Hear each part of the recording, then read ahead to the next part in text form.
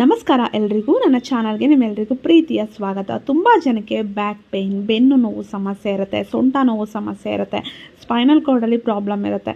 ಈ ಸಮಸ್ಯೆ ನಿವಾರಣೆ ಹೇಗೆ ಯೋಚನೆ ಮಾಡ್ತಿದ್ದೀರಾ ಅಲ್ವಾ?